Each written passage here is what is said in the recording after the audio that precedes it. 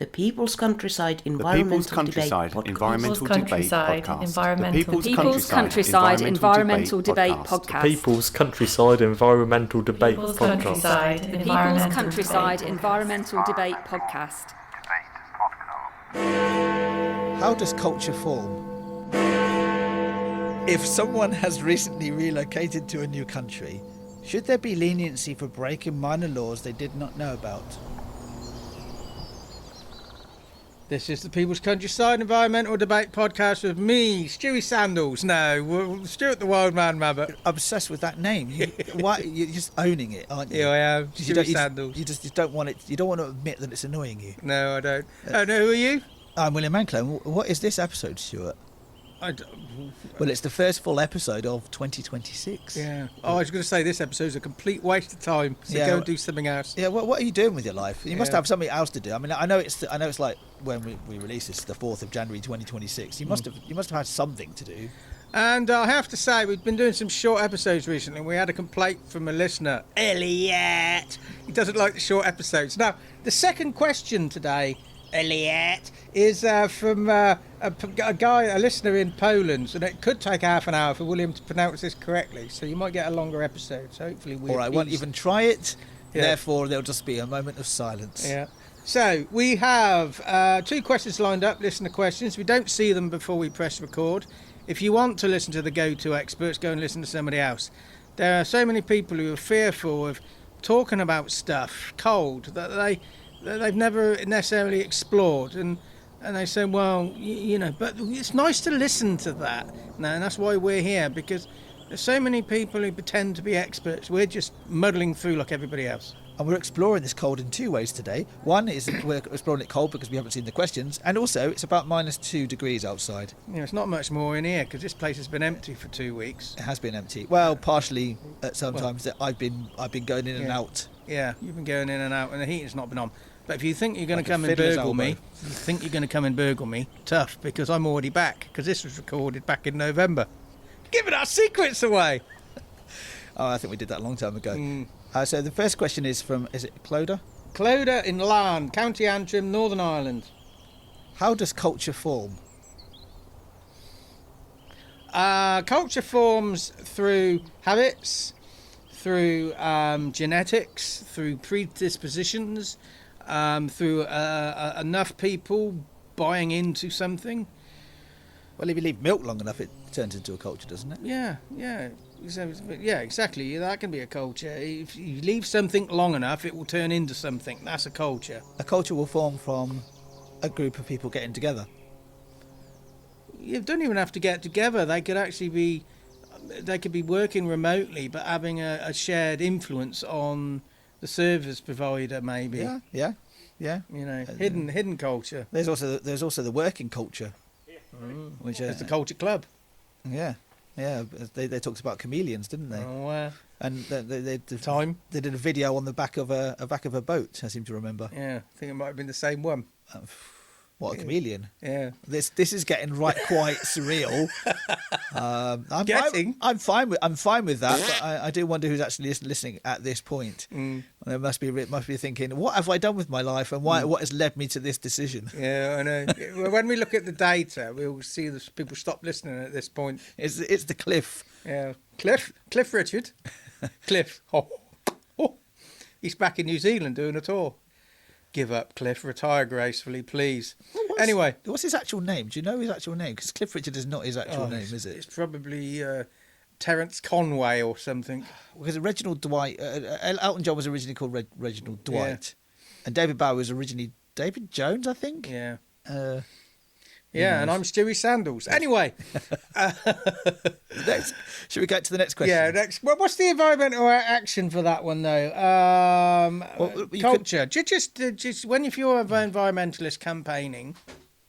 Hey, we were just talking about the fact that I haven't had any posts since I've been away. It's all piled through the door now. So if you're a campaigner, just think about the culture that's developed with your cohort. Is it healthy culture? Is it an unhealthy culture? Once you know, you can do something about it. Well, what parts of the culture can you just get rid of? I've been reading a fascinating book by David Epstein called Range, and there was one specific. It's about how in a world of specialists, people who don't specialise in one particular thing can actually excel. And there was talking about the culture of NASA around the time of the Challenger accident, and the culture was that they had this specific set of procedures that would follow, and they wouldn't deviate from it, and that's really what led to that accident. So you can really, that's a culture in itself, isn't it? You can look at what your culture is and think, well, actually, does this really actually serve me anymore? And you can maybe just drop it and let it go. Yeah, so this is where the episode gets longer, because you've got to pronounce this Polish name and location, William. Who's the next question from, and where are they? I believe it's Zbigniew. Zbigniew. Okay. And that, could you just talk me through the different sounds? Well, the C is silent in this. Yeah, okay. So it starts with it's H. It's CHORZ, O with an accent W. So the C is silent. You've got HO, so it's ho. Yeah, ho. And then you've got RZ which is zh. Hozhov. Ho. And then you've got an accent over the U, so it's U. Hoshuv. Hoshuv. Hoshuv. Yeah. In Poland, Zbigniew, Hoshuv in Poland. Zbigniew in Hoshuv, Poland. This is the big Zbigniew's question. You notice he's trying to stretch this episode out so we break 9 minutes. Okay, carry on. Nice bit of silence there. If someone has recently relocated to a new country, should there be leniency for breaking minor laws they did not know about? Or should they be prosecuted the same as their counterpart raised in that culture? We've got culture in the question again. That my understanding with that is, if you broke a law, regardless of where you're from, even if you're native, or if you're a citizen, I should say, because there's that as well. So you're somebody who's been living in I've been in the UK for my whole entire life. I'm 47 now, and I still don't know the rules. Okay, carry on. So that if I broke a rule that I didn't know, there is a chance that a police officer, at least, say I've broken a rule on the road that I'm not aware of, and they believe that, they might go, well, actually, we're going to be lenient with you on this occasion. I think there's always room for leniency. There's always room for manoeuvring. There's always room for decisions to be made. I remember there was this discussion particularly around the COVID time, lockdowns, and people weren't earning a lot of money. That there was shoplifting has gone up, and there were situations where a single mother, for example, would go and steal something from a shop because they didn't have the money. A police officer would catch them, but they would have leniency in that situation. They would go and say, well, actually, I can see why you've done this. You've broken the law. Yep. However, in this situation, you're not trying to make money. You're trying to put food on the table for your children. Still wrong. However, we're going to come up with an agreement that when you get paid, you're going to come back and pay this. So there is leniency. I don't think it matters whether or not somebody's just relocated to a new country. I think it's a factor that if somebody comes if you go to a new country and you break a law, you could show some leniency. Yeah, there is room for leniency. There's also people who claim ignorance. Yeah. Again, it's balance and measure. I think that comes through experience of the police officer. Yeah. Sometimes a police officer's having a bad day, and you have to play the game because he's going to book you for something.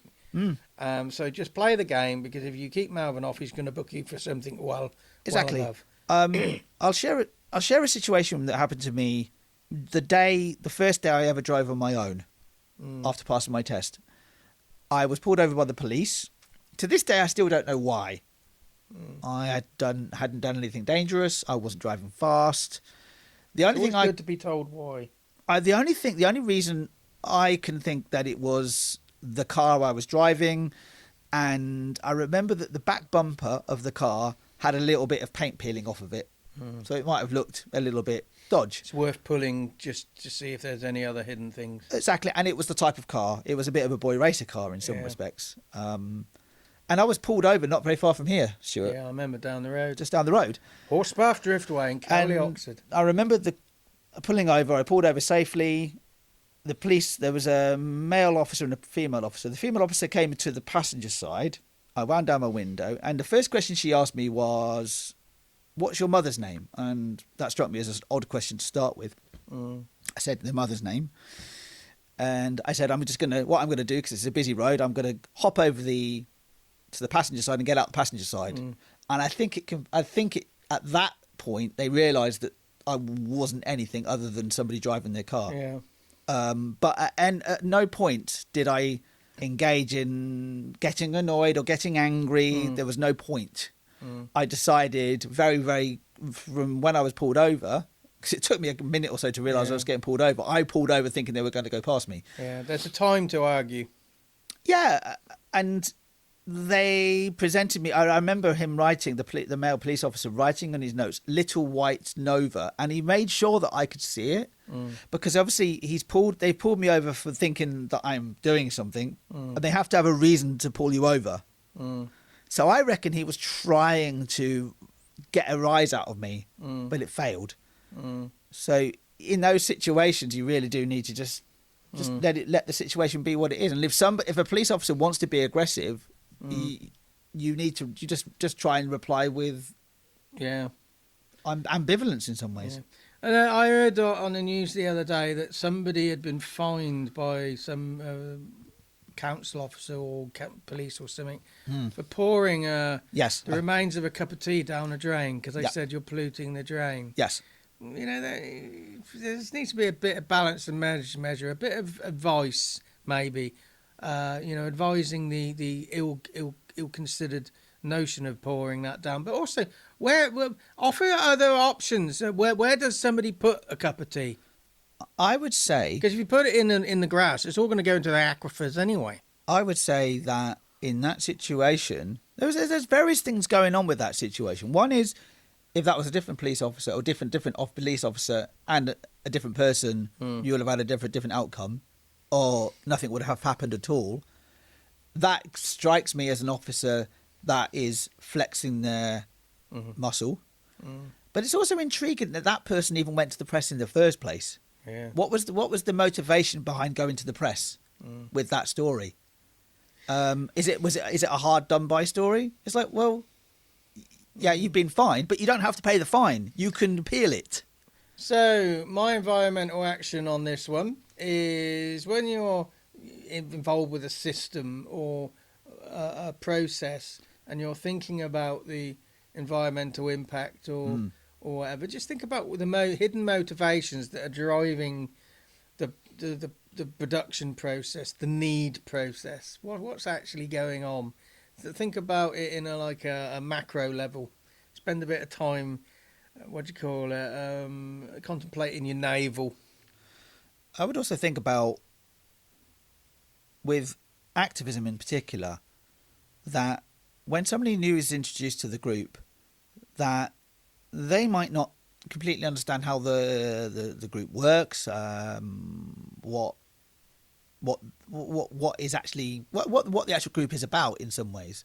So, welcome them, and if they ask questions that seem a little bit strange, or they behave in a specific way that it sort of feels like outside of that group, and you want to distance them, well, actually, no, just welcome them into the group. It's very easy just to distance them.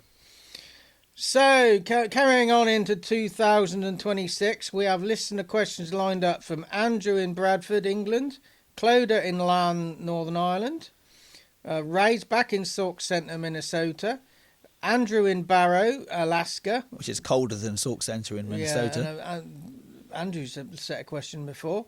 You got, I think that's Holud, for a Palestinian refugee living in Long Eaton, England. I think Long Eaton's Derbyshire. Andrew in Bradford, England. John in Chalbury's back in Oxfordshire. Lovely village. Kev in St George's, Bermuda. You got John in Chalbury, Oxfordshire again, in a lovely village. Ray from New Milne, Scotland. Kholoud in Palestinian refugee in Long Eaton. Andrew in Barrow, Alaska. Grzegorz in Opola, Poland. James from Ecclefechan in Scotland. You got John from Chalbury again, lovely village in Oxfordshire.